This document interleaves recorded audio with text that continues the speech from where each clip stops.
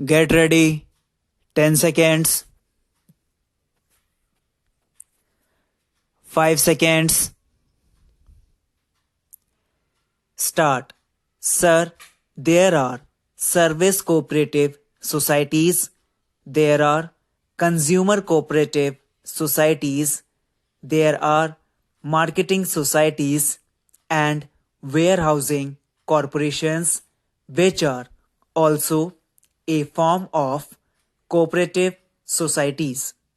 So we have got all rural population in making their farm and their small industries go forward and improve. I have only to request the Honorable Minister and to bring to his notice the following, not by way of any criticism, because in every moment it is quite natural that in the beginning, when we want to give it a good impetus, when we want to carry it forward into villages, then in the zeal to spread it far and wide, we lose sight of the qualitative aspect of the movement. Let us not forget that the qualitative aspect of this movement has to be improved. Now, sir, the movement of cooperatives was started in order to lift the downtrodden people, in order to remove exploitation in the villages. But what do we find? We find that this good movement of cooperative societies is being exploited by the very people whom we wanted not to come in the way of the downtrodden to march forward. Whenever a cooperative society is started in any village, we find those very people who have some stake, who are somebody, who have their farming flourishing, joining the movement. They take charge of these cooperative societies and easy terms, and it is not necessary that they should invest these loans on the productive side either of farming or industry, but they utilize it in many cases, in most of the cases, to discharge their family necessities. Supposing they require money for their daughter's marriage, they will use the money they have borrowed from the cooperative society for that purpose. So, these people who have been exploiting the downtrodden people in the villages are still doing it through these cooperative societies. From the figures, we find that every year the loans granted by the cooperative societies to the farmers are increasing at a very rapid pace, and we also find that they have been realized with equal speed. Every year, the realization is successful. A person who is clever enough can manipulate these things.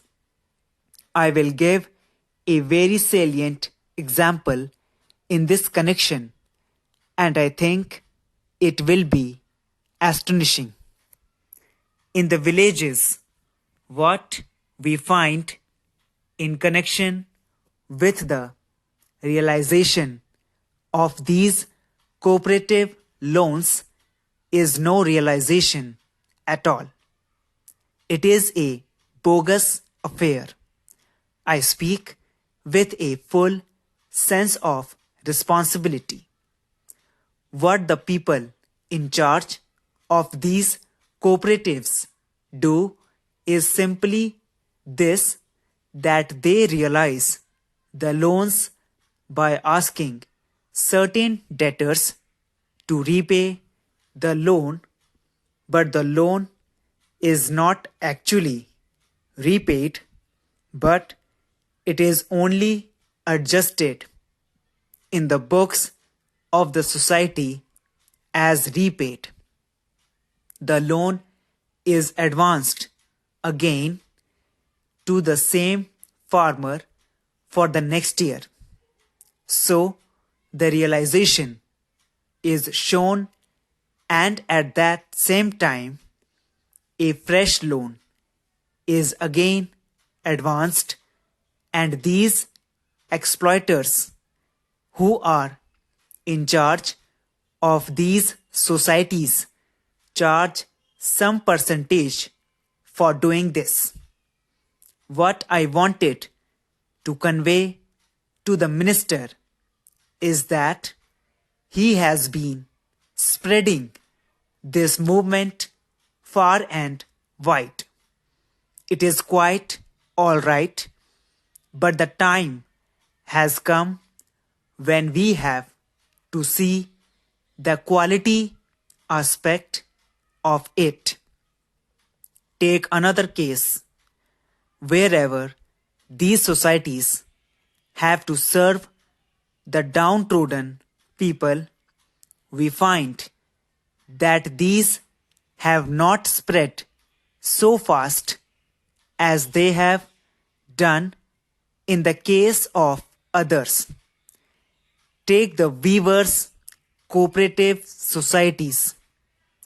For these societies, there is a policy of the government that if the weavers from into cooperative societies and they have been using handlooms for preparing their cloth, they can have power looms on credit on very easy terms, and they can also have some grant or subsidy. This is a very easy method of converting all the handlooms of the weavers into power looms, but what we find is that the movement is not spreading so rapidly because it has been clearly laid down that the power looms will never be given to genuine cooperative societies of the actual weavers and to displace the handlooms that have been working in the past. Our target was to give 30,000 or so power looms to these weavers cooperative societies, but we have been able to give so far only about 3,000. The result is shocking here because we have laid down that the power looms will only be given to genuine cooperative societies of actual weavers.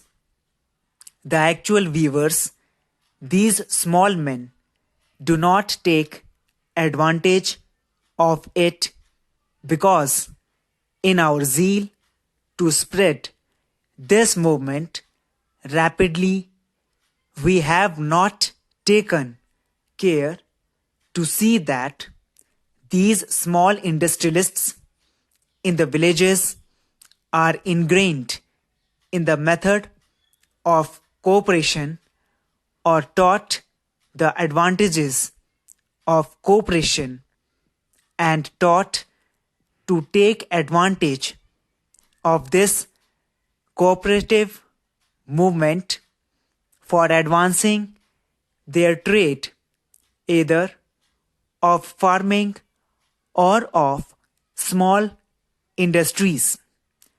We have to do it now.